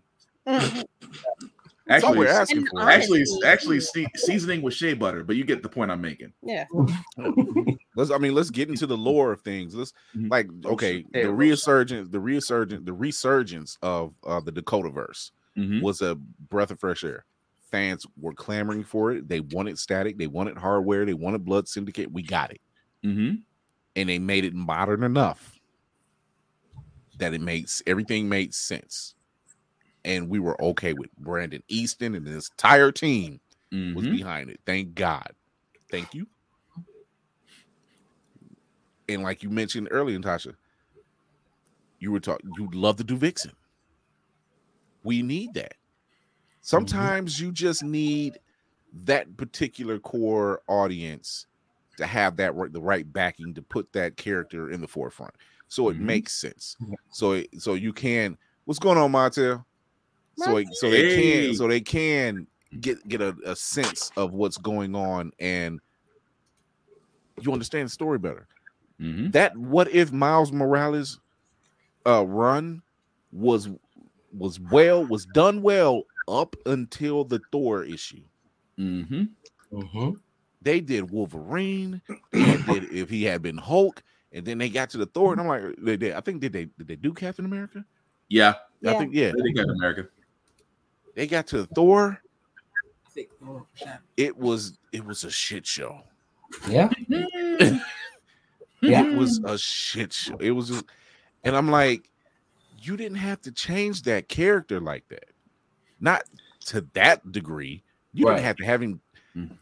The slang, I'm like, oh, what do you say? Like, the Hall of Justice. The Hall of Justice. Yes, I almost went to that guy's voice when he said that. Meanwhile, back at the Hall of Justice. I was like, meanwhile, back at the Hall of Justice. You know. Yeah. So another something. It's really hard. You know, I think we're to a point now. We're to the point in the culture of geekdom that they're seeing that, and we're being in platforms like this and Hit Nerds in Charge, Blurred and Powerful, Blurred Corn Speaks, Blurred Over. It was Bama Blurred. It was bad. It was bad. Let's put it like this, Bama Blurred. My man said it's hammer time. Just leave it at that. But we're to the point where we're seeing more POC writers up front. We're seeing more POC artists. Shout out to Afua Richardson. Shout out Kara Mahorn, the Blurred girl, who yes. Where's it at? Right here next. I was gonna say she could write Vixen too. Yeah, she can write. She could do it too. Yeah, got that book. Beautiful book. And she's also going to be in Marvel Voices. I think it's next month as a character. Nice. So oh wow. Yeah. So it's just when you have the right people, because they're capable, they have the skill set. It's there. We're just saying, hey, we're not going to keep bugging you. We're going to do like you guys are doing and just create our own. We're going to do like Black Sands and tell these stories how they should be told. We're gonna do like Concrete Comics, or and tell these stories. Greg Durham and all these other guys is out here putting in the work and showing up. Said I'm glad you talked about Mr. Popo. Yeah, Mr. Popo still need to get away with it, right? But it's like you guys is like I said with the gray. I like the fact, Lloyd, how you describe the gray. It's like. Because for me, that falls right into that panel of stories that I'm used to, that I love to see that kind of thing. It's like, oh, I have to make sure this happens, otherwise the world ends. I'm like, I dig that because you don't how can I put this ever so nicely? You don't ever see something of like a brilliant scientist figures out a way to basically harness the power of 2 miniature black holes, but has to do just enough to make sure that she doesn't kill the person or takes out the entire planet. You don't really hear that kind of story. I mean, you had people get shocked about Shuri being one of the smartest people in the MCU and figuring out a problem that Bruce Banner and Tony Stark couldn't figure out. And wait till they get a hold of Moon Girl, man. Yeah, Moon Girl. I can't wait for Moon Girl. Oh, I can't wait. 13-year-old black girl kicking ass. I'm sorry. We didn't hear what you said. No, I'm saying like y'all don't realize that the smartest person in Marvel Comics right now is a little black girl. Y'all better. Oh, that's what I meant. right now because that's gonna mess them up. That's So gonna, oh, I can't. Oh, I cannot. This is I just cannot liberal wait. pandering. They are so not ready. Right They are though. so Look, not ready. I stay on the You thought dark Shiri side. was I a stay on the dark problem. side Twitter. So let me tell you this. Me being on the dark side Twitter, this is how petty I am. I am waiting for the first episode of Moon Girl and Devil Dinosaur to come out just so I can have my Twitter feed up and just wait for all these shocked rice cake warrior folks to be like, how is she this smart? How does she have a dinosaur? I cannot wait for that out. I'm just gonna sit there and be like, yes, bask in it. just bask in it. We can say this. You guys can have Valeria Richards. We have Shiri, Riri Williams, and Moon Girl. You're fine. But the beautiful part about this is it's gonna be done. But here's what's gonna really mess them up. It's gonna be done well. Yeah, that's the thing that's gonna mess them up. They played us a trailer, and and Childish Gambino was playing on her. Yes, it's black. Right. It's black. I mean, I'm gonna hold my breath until I see it. Me and Marvel, we got trust issues right now with their TV shows. the chuds will go crazy. He's right. He's exactly right. They gonna lose their minds. Oh my god! So it's refreshing when I see creatives like yourself, in the coming up, and reaching out and say, hey, when I send you a message and say, hey, I like what I'm seeing. You want to come and talk about it because I want to get you guys out front. I want you guys to be seen. I want people to jump on this Kickstarter. Go follow the IG page. Go to Midnight Comics and show them some love and say, hey, look at some of the panels they got up and look at some of the work they got putting up. Like, this is good stuff, and support those POC creatives who really are out there, doing the artwork. We are Martian Blueberry, and they're a perfect example. Oh, dang. They gave us the Boondocks and Black Dynamite. You ain't shit, Black Dynamite. So I swear to God, I always have to do that. Black Dynamite. Black Dynamite. The anime matched the movie. That just it really did. It really did. Even the voice work, I'm like, oh, they got them all, didn't they? Okay. Yeah. Bullhorn. Black Dynamite. We got problems. But I want to see that type of work being pushed up front. Laren DeJohnette gave us the Proud Family, Louder and Prouder. He gave us stuff like One Saturday Morning on ABC back in the late 80s, early 90s. So they don't know. There's kids who've seen this stuff. There's our generation and maybe younger who don't know. They might have been watching the cartoon. I love that cartoon. You know what? Who did that cartoon? This person. I love the Justice League. I love it. You know who's responsible for writing most of the Justice League cartoons? Dwayne McDuffie. Yep. Opens doors. He's responsible for the Dakotaverse. So a lot of people don't get that. I'm like, no, we're more influential in every space we're in. Yep. And they don't understand that. They just you just see it at face value and you forget. You're like, yo, no, the person who's behind that, yeah.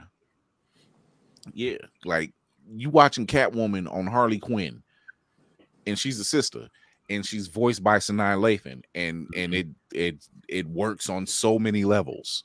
Because see, now now we got Zoe Kravitz playing Catwoman. So like, and well, yeah, and very well, yeah. My mind went to a place. I'm sorry. My mind went to a place. I'm so sorry. Unclean.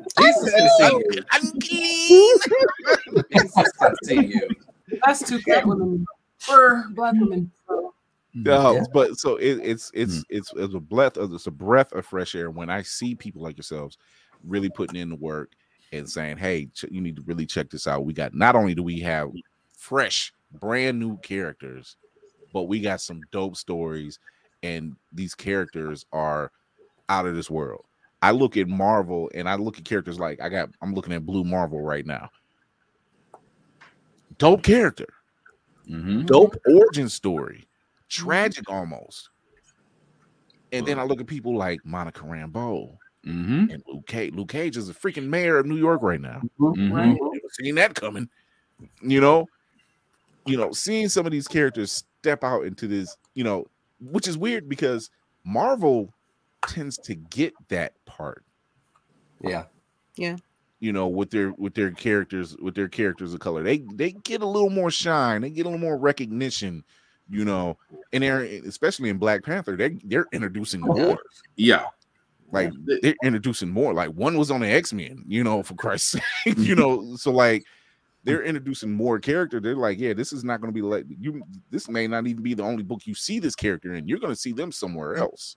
But that's the thing though. Marvel will take risk. I will give Marvel They that. will. Marvel will take risk, and you knew they will take risk. And the simple fact of the matter is, I always tell everybody, look at the second issue of Black Panther. There is a story behind the second issue of Black Panther. Yes, just like there's a story behind if I remember right, there's a story behind Captain America 42 where we get introduced to the first Captain America, not before Steve. We got introduced to actually the red, one black, and white and black. Yeah, so we got introduced to him, and that was a story because for a lot of people that don't know this, those issues were never supposed to come out. Like Black Panther's second issue of him beating down the KKK was never supposed to come out. Right. We were never that issue was never supposed to come out. The fact that we were going to get introduced to the first Captain America, red, white, and blue, that wasn't supposed to come out. So, and there's like 20 different other comic issues out there that were never supposed to come out. But it's amazing how all of them were surrounding POCs. Right. It's like they would not tell a story out of fear that the readers will reject them. And I'm like, y'all realize those two comics I named alone have been Marvel's bestsellers. Right. Like two of them out of the top 20, those two are the highest selling ones in reprints and originals. So again, it's almost like I will give Marvel credit. They will take risk when telling certain stories involving people of color. DC, however, can't help canceling stuff. I want to blame DC. I want to blame Warner. I want to blame the DC head honchos. I think we're on number 7 by now. I think Gunn and Safran make 7 because I'm pretty sure we went through at least 6 CEOs in like the last 8 years. Yeah, but I can blame Warner Bros. Discovery post the merger, but that's always been DC's horror crux. That's always been a horror crux. It's like, why are you so scared to tell to literally, as Natasha pointed out, why are you so scared to push Vixen? You're scared to push a powerful woman. You're scared to push a powerful Black woman to the front. Why? We've had enough blondes and redheads. Right. Yeah. I mean, at the same time, it's like, why not push Jon Stewart? Why not push Cyborg? Which they're just now doing is as far as Jon Stewart. Yeah. Cyborg. I'm like, there was a moment during DC's run that he really had a shining moment, but you ran out how to tell a story. And that's why I said it makes no sense. It's like you get to that point, you're up at bat, and you just step out. We don't know what to do with him. Like we want to make him happy. Every one of your characters have a tragic story. Why does this one need to be the same? Or why does this one need to be the happy? Like, we need to make him happy. Why? It's like we like to see Black. As it was one joke on one Dave Chappelle specials. He said, look, for people who write Black characters in comics, we don't got to be always happy. You could just show us as we are. So you can show us as we are. Okay. Well, I think the problem. Right. I mean, and I think that was one of the problems with Naomi. It was you had a character that had some promise, a brand new character at that was hardly known, even in comics form, and you didn't know what to do with that character. Naomi was CW-ized. That's Naomi is what happens when you want to put chocolate on Vampire Diaries and then move the vampires. Shut up. I'm gonna Jesus Christ. I'm gonna try. That got everybody. I apologize, but that's just honestly. No, it's like Naomi. I was like, because Ava DuVernay. Forgive me if I mispronounced your last name. Yeah, Ava DuVernay. Yeah, Ava DuVernay. I love her as a producer, and I'm like, she's behind this. Okay, cool. Let me give it a shot. Watched the first episode. Didn't watch anything since because it wasn't hitting. It didn't. Not only was it hidden, I didn't need Scooby-Doo. Naomi is not Scooby-Doo. She is a super fan, yes, of Superman. Yes, she is not Nancy Drew. There was a lot of situations with that show because I tried watching. I got up to episode 5 and I'm just like, this. You don't have to finish your plate. You know that, right? I stopped. I pulled 4 and 5 were the ones that just was like, all right, this ain't getting it. This was. And then it's the whole, and then you try to introduce a Thanagarian, but it's like it's not Hawkman. You introduce the Thanagarian, but it's not Hawkman. Yeah, he had all the qualities of Hawkman, but it ain't him. But it ain't Hawkman. But it ain't Hawkman. Don't tell him. And I'm like, you couldn't use Hawkman at all. I kind of feel like Ryan Reynolds. Like you almost want to pull a Ryan Reynolds Deadpool. It's almost like the studio didn't really have the budget for this expenditure. But Black Lightning. Oh yeah, we're not going to. No. Yeah, I mean, Black Lightning made me mad. Black Lightning. Scooter. I was rooting more. Not Scooter. It was Scooter. I cannot get past that right now. That was Scooter. You leave Scooter alone. Scooter don't got nothing to do with this. Look, it was. There were storylines that were completely dropped because like you had Jill Scott, Lady Eve, and it looked like it was going somewhere. And dropped her character, and then you bring on Wayne Brady, who by far gave us the greatest representation of Gravedigger. Yeah, gave us the greatest representation. Wayne Brady. No. Y'all laugh. Y'all laugh. I kid you not. Bitch. I'm saying. I will give Wayne Brady credit. Wayne Brady did the greatest. He did so far. If they ever bring Gravedigger back anywhere, he really did give us a really good Gravedigger. I wanted to see where it was going. Yeah, I'm not laughing at Wayne Brady. I'm like, damn, how much of this show did I? I don't remember a goddamn thing. Look. When I tell you, Will, when I tell you, I was trying to hang in there with Black Lightning because I'm like, I said on my other podcast, I'm like, if you want to save Black Lightning, Savage? I said number one, if you want to save Black Lightning, first off, integrate it with the rest of the Arrowverse. Number 2, introduce Static. That's it. If you introduce Static, you would have saved Black Lightning. But you chose not to. That piss poor season of the Flash, where was it? What 5? It was a season, and it was only 5 episodes, but it was a crossover. It was a crossover event, and the person who had the most screen time was Ray Palmer. Everybody else came literally at the end, and Black Lightning came at the end. I'm like, how were y'all introducing? He looked lost. I'm not gonna lie. Yeah. He looked like he just got pulled in. he looked like he just walked into the wrong door at an AA meeting. Like, I don't know if I'm supposed to be here. Even when he seen Superman, he was like, "Wait, he's real here?" I'm like, It was all over the place. They called Cress Williams coming back from his lunch break. Middle of the sandwich. Oh, y'all come here real quick. Actually, I need you to come over to this lot 34 real quick. The actress who played Batwoman, now she got the worst end. She got the worst of it, and she did the best she could. Yeah, with she what got she the worst had. of it. Wait, the second Batwoman or the first one? The second one. Oh, okay. Yeah, the one that could fill out. Again, I apologize. I almost said the one Jesus that can could see you. And some. Jesus can see you.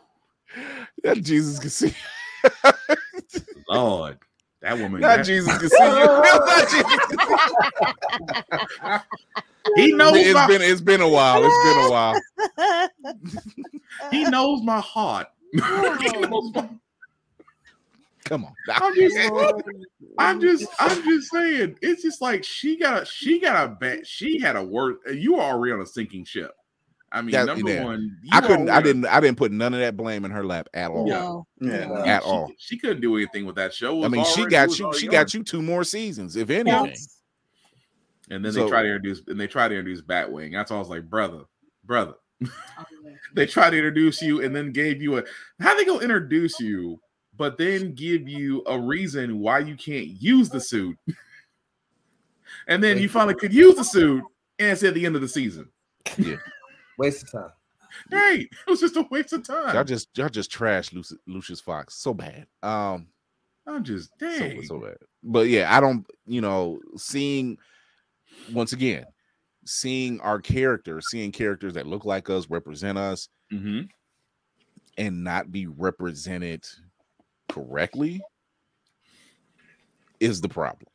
Whether it's in comics, whether it's in movies, whether it's in TV shows, we don't see it. We don't see it enough. You're damn near pandering, and we don't want that. We want Sister Midnight. Yes. Okay. We want Regina King kicking ass. Yeah. You forget. Well, you don't forget. We don't forget. But you just forget. We just know this is a sister who's kicking ass. She about business, and this is it. We want that. Well, no, go ahead. No. I was gonna say I'm just thinking of the whole.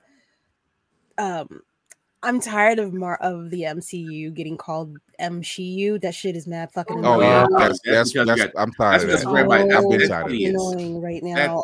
No, Kira. See, that's idiots who's never read a She-Hulk comic. Yeah. Idiots who never read a She-Hulk comic. It's idiots who's never read and paid attention to Marvel comics, period, when they realize like there's a lot of female heroes in this universe. Get over yourself. Yeah. And I feel, but it's not just the fact that it's women in these shows or in these universes. It's the blame that it's getting for the bad writing, and that's not the case. Like if these comics have been out for decades, it's not the comics. No, it's the people that are making these iterations of them. They simply don't know how to write for these characters, and they won't hire the people that can do it properly. But the funny part is people were mad about Miss Marvel. Some were mad about Miss Marvel. Some were mad about it. Some were mad about Miss Marvel. Yeah, not realizing that Miss Marvel was actually written by a lot of diverse people that could really gave the essence of who Kamala Khan was. You know who got mad about it? Potato salad people. Same way like She-Hulk. They got mad about She-Hulk, and I'm like, wait a minute. And then what did She-Hulk do? Let's make this about them. Let's make fun of them. That was beautiful. And that's what they did. Yeah.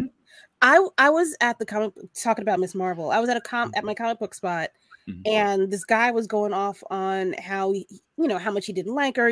He thought that she was annoying. She was doing a little bit too much cutesy shit. And I'm like, oh, you mean like Peter Parker? You mean a literal child? Young Peter Parker? Is that what you're talking about? Because he seems very annoying in the Marvel universe. I don't understand. What's the difference? I've heard people complain about Jennifer, like, oh, she gets around. I'm like, yeah, Jennifer, She-Hulk herself is the way they complain. The sister's open. The way they complain. Get around? Yeah. She got it on. She got it in with Stark. She got it in with Ben. She got it in with Thor. Yeah. She got it with Starfox. But the thing about it is, too long, you might catch it. Right. She makes cat look. There's literally a panel where they were all like in like a hot spring, and it was Tony, Cap, and I can't remember who else, Thor, and somebody else. And she gets in bare nude. The look on Steve's face said it all.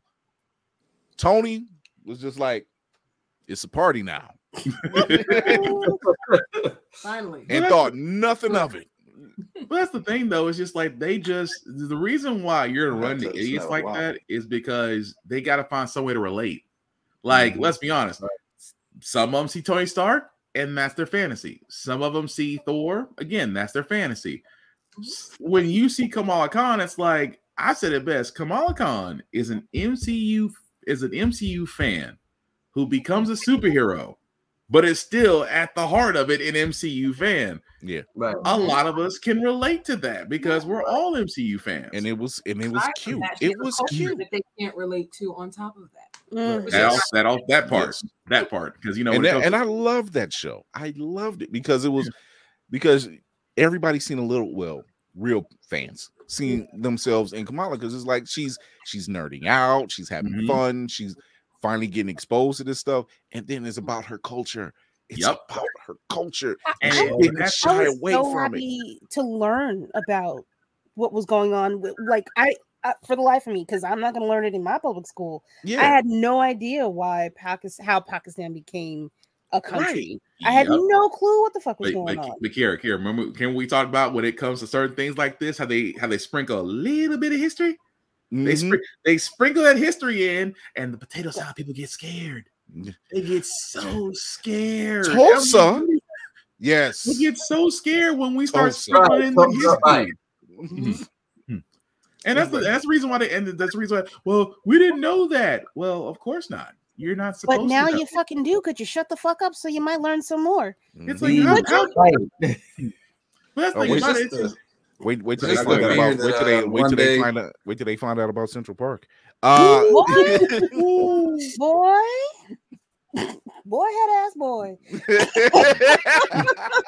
them underwater towns. Wait. Look here. Them lakes in the middle of nowhere. I'm sorry, but no, that's the thing though. It's just like they can't relate, so they have to hate. It's almost like an automatic reaction. It's like, I always tell people best. I said, you know what I would love, and I know we talk about this a lot. I said, I want that initial feeling. Remember when Black Panther got announced, and there was this whole push on tickets that y'all gotta, we gotta get people in here. We gotta get the young. We gotta get everybody, people of color. You gotta go see this. This is the first time that we're going to see a black superhero be presented in such a positive way, and it's uplifting and it's better. And everybody from East Coast to West Coast, especially here in the South, they're all like, "Oh, well, we're giving away tickets to see Black Panther. We doing this." I'm like, at first, I'm thinking to myself, this is the biggest publicity stunt I have ever heard of. But then, for no reason. But then when you go to the movie theater, what do you see? You see people dressed up. You see people like people bringing kids, even babies. And again, people who bring babies. Lord, find babysitters. My God. You get a pass if you don't get to see it right away. It's okay. Look, I'm not trying to go on this rant because I just came out of a movie theater with babies. Look, I understand. As a person that's expecting his first child very soon, I understand. You cannot trust your baby with anybody. But for the love of God, babysitters are rampant.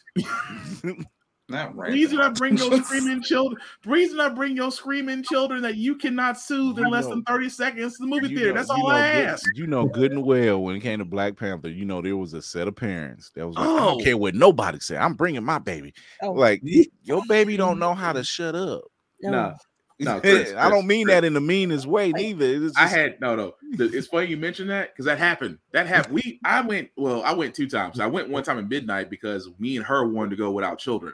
Second time we took the kids, right? Exactly like you did. Baby sitting there crying, right? You had 2 older women get up out their chairs, go over to where the child is in the vicinity of. You don't hear that child no more. So I'm not sure if they helped out or they helped out. Why'd you pull a roadie? You was just like, why don't we just go back in time with baby Thanos? All I know is you just Harriet's up, man. All I know is you saw 2 men. You saw 2 men walk toward the sound. The sound stopped. I didn't go investigate. I didn't go look. I sat there and watched the rest of my movie.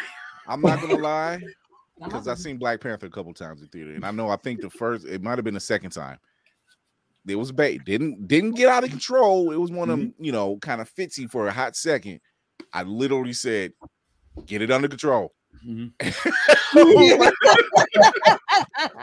I don't know where they were sitting at, but I could hear them because the theater was packed, and so I'm like, I know they weren't near me, but I was like, "Get it under control."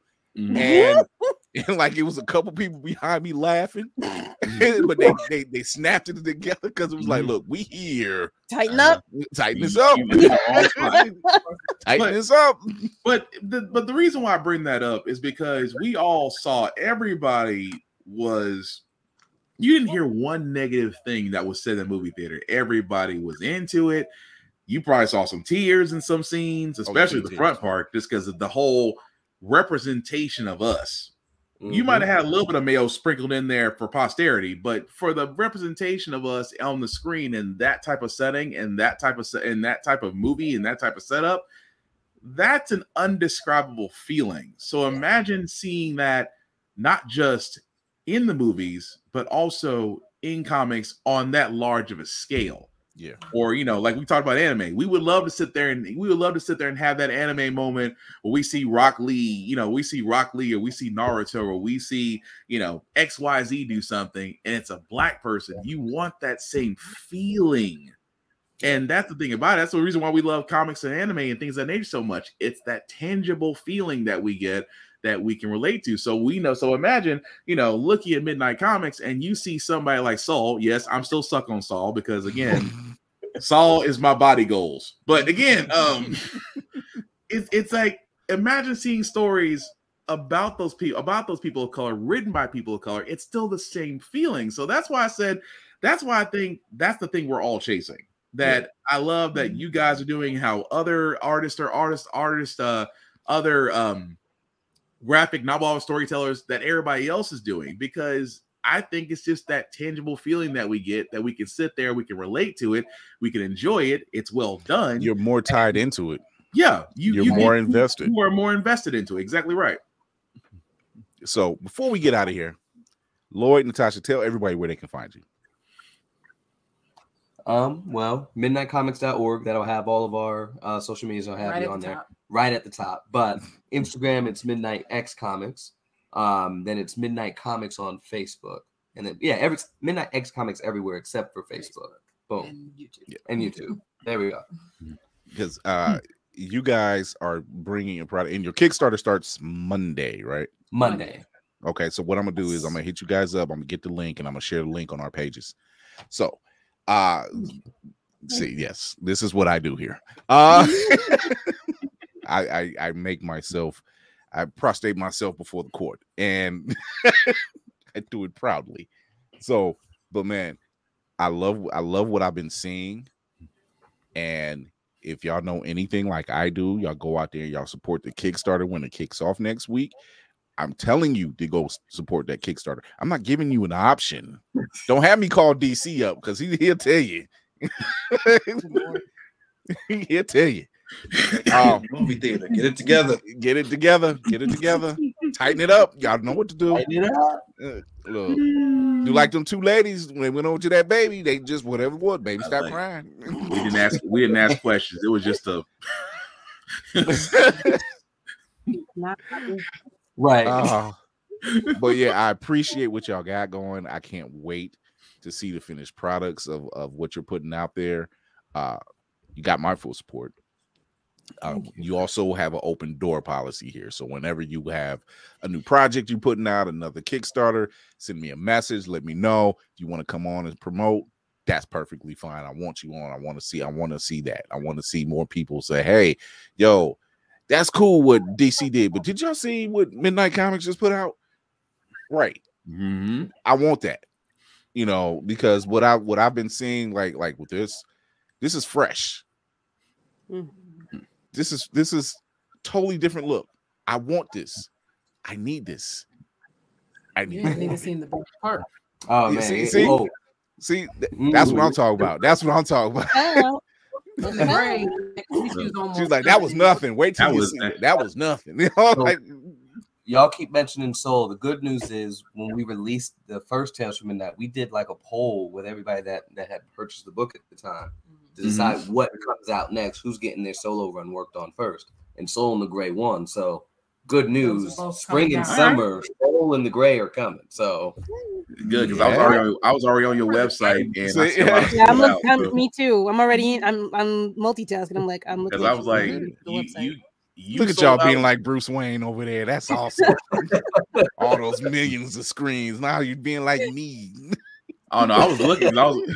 They heard. I know. Lloyd heard me when I said, "Dang, you sold out already." Did it? I was like, he. That's why I know he heard what I said. Man, physical copies are coming back real soon, so definitely. That's what's dope. So go ahead, hit them up on their IG, Midnight X Comics, and midnightcomics.com. Is it .com? .org. Midnight.org. Midnightcomics.org. Extra official. Extra. There it is. Extra official. Nice. All right. So to the lady of the land, the birthday lady.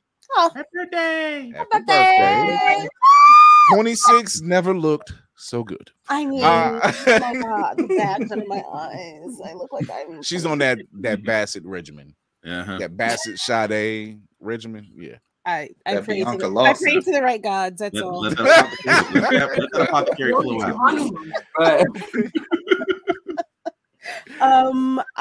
Yeah. Hi. I'm Kira. I run a little internet thing called Roomful of Blurs.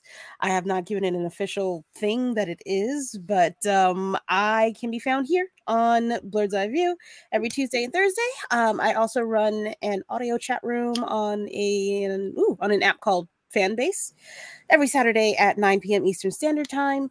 Otherwise, you can find me on Instagram at Roomful of Blurs, Twitter, Roomful of Blurs without two O's in it, and my little podcast called Child of Mandalore, where I discuss the history of the Mandalorian people and the planet. And, huzzah! Yes, I do. I know. I know we're gonna get some choice stuff because the Mandalorian season 3 is getting ready to drop really soon. I will be posting my 3rd episode of the history tomorrow. Nice. Look out for it. Yes. Cinematic Assassin will be watching. What's going on? Hey, in the immortal words of Nelly, you can find me at Mayhem Media. You got to roll your eyes when they do that, like you did on the stage. Whatever he had going on, boy, I don't know what that was. MAYEHEM Media, taking a little social media break at the moment, but when I'm back, all the social, that's where you can find me with that tag. To our guests, I just want to say, I feel like we didn't really tap into this enough, but y'all, we're gonna get them back again. Yeah, we need y'all to come back. Yeah. Our like frenemies turn lovers. Like, I'm feeling like a spiritual successor to Love and Basketball, and I just want to like get those film rights up off y'all before y'all become multi-millionaires. So I'll let your boy whenever y'all ready to tell y'all story. Project. Right. Okay. Pass me as myself, and we have a deal. Yeah. But that's me. All right. Oh, good. Black Fox of the Square Circle. Man, we'll try and get the movie rights. All right, I don't blame you though. Shoot your shot. Get the bag. I don't blame you. Shoot your shot. Deion Sanders it. Do what you got to do, baby. Go on. Now you know prop. No, I'm gonna even shut up. I've been doing Deion Sanders a little bit too much. That man be Skip. I was like, Skip. You gonna let me finish, Skip? Every time, Skip. Every time I want to say something, you gonna have to say something. But go on, Skip, go on. See, that's wrong. Anyway, Black. I was just gonna say it wasn't me this time. This is why I am terrible at this because, as you can see, I'm part goofball, part weird. But anyway, of course, you can find me BlackRock447 on all socials. You can I usually give reviews on everything that I watch, that I play, that I see. Also, I do do a little bit on Blur's Eye View, the website. I actually, as Chris says, I do run the Squared Circle as I usually give my reviews of wrestling. I love wrestling. Why? Because wrestling is real. People are fake. Shout out to Mr. Anthony for that one. Aside from that, I do have a couple podcasts of my own. I do host a current news political podcast every Wednesday and Saturday called How the Frack We Got Here. I do believe in the fact that you do need to be informed, especially about the crazy world that we're living in. So hopefully you guys can join me there. Every Friday, me and my co-pilot Joe have a video game podcast called Get Bit. We usually cover a lot of things down in the world of anime, the world of video games, and things of that nature. So you can definitely join us there. Both those shows can be found on YouTube and on Facebook and on Twitch. And like I usually say, feel free to follow me. I'm pretty much a social, nice person. Very talkative, if my fiance will tell you, because there have been plenty of times she's been giving me the "I'm ready to go." Lloyd, you understand? Lloyd, you understand that look, right? When you talk too much, I'm ready to go. Look, my wife does that to me all the time. When the minute someone asks me something comic related in a social setting, oh, you're gone. She just says, I'll be in the car. Yeah. I'm like, oh, so I have to make this short. Is that how? Okay, whatever. Yeah, you don't get the take your time, Pastor. You get hurry up. we got to go. Wrap it up, We got to go. Mommy needs to leave. But no, aside from that, the only rule I have is, hey, feel friendly, be social, don't be a creeper, and we'll all be cool. Yo, everybody, it is your man on the wall, Chris Fury. Thank you for tuning in for another episode of Blurred's Eye View. Show your love on the YouTube channel. Hit the notification bell, hit the subscribe button. Also, Blurred's Eye View podcast is always looking for great people. But you know what? If you want to look for us, you can find us on IG right there. And then when you go to IG, you'll get the link in the bio, and it will send you to all the socials, including the Blurred's Eye View podcast on Facebook.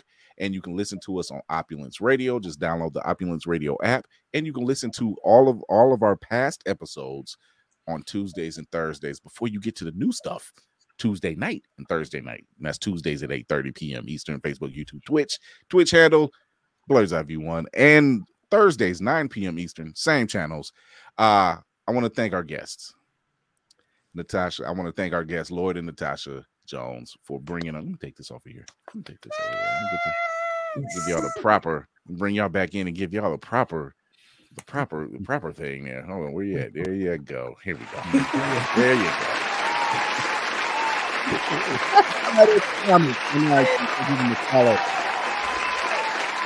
I didn't pay y'all. Please stop doing that. I didn't stop doing it. Slow down, people. I'm not Oprah. I'm not Oprah. All right. But man, thank you once again for coming on, talking about your project. And I'd love to have you back once you get your Kickstarter going. The Kickstarter's gonna do fine. I'm putting that in the air. Easy. Yeah. I'm putting that in the air. I'm just waiting for the in stock notifications. Right. Coming. I mean, no, that's a great sign. Don't get me wrong. I went on. I was like, you know what? Let me go ahead and order some and out of stock. Oh well, shit. Yeah. I said that's great for them. I guess I gotta wait for the next run. Yeah. Well, see that, and that's a good sign, because when we see stuff like that, when we see that you have content that people are thirsty for, like we are thirsty for it. Mm-hmm. We are, like, as a comic book fan, I can't tell you how many times I don't know what this is with the two big houses where they get to a certain number and then they stop and they restart it. And it was like, okay, you putting my stuff out of order now. I don't. Right. You're messing with the church's money. You're messing with the church's money at this point. And like, I need my stuff in order and continuing. You know, it is like, are you guys losing track? I don't know, because it's making me lose track. But man, thank you. We definitely want to have you guys back, whether it's to start the Kickstarter off or whether the Kickstarter has finished and you've been successful. We want you guys back to talk about what you got coming up. Saul in the Gray, you said spring and summer. Yes, sir. Look out for it. I'm all these characters that I've been seeing on your page, and I was just like, yeah, I'm digging it. I'm digging this art. I am digging this art. I'm digging these backgrounds on these characters. That's tasty. I thought that too. That was good. That's tasty. I like that. I like that. So, we definitely want to get more into this this blurred love lifestyle that you guys got going and how you guys settled the Marvel DC debate. I'm pretty sure Natasha won out on that one. To be determined. Sounds like I left him anyway. Yeah, right. Lloyd said that. Lloyd said, "I'm not done." Sound like every guy. It was like he admitted defeat. I'll shut up now. But when she gone, I'll be back. I'm gonna be talking again. Every time. So, yeah. Oh man. So yeah, but we definitely want you guys back because we want to talk more about your future projects when you can, and if there's other little anime discrepancies that you guys have against each other. Oh, like I was not expecting that Dragon Ball the super case argument. Oh yeah. I wouldn't expect. Usually I have a rebuttal. I had nothing. Will was speeches on. He was just like, "Wait a minute, shoot! I feel like OJ post Johnny Cochran. I didn't have nothing to this trial." I said, "God, you didn't for our One Piece dissertation." Oh God! Well, on that note, yep, definitely gotta have them out. Gotta have them back again. We're with you. We can't. You see? No, thank you. Straw Hat Gang. Don't let him get you. Oh God, damn. Bam. All right. See, one more drink the Kool-Aid. See, Straw Hat Pirates all day. Well, thank you for tuning in, everybody. Go ahead and find us on those socials. Show your love, as I do with every show. Thank you for our guests. Thank you for my team. And once again, we love to have you back again. As I do with it in every show, remember to educate yourself and others, entertain yourself and others, and most of all, educate and encourage yourself and others.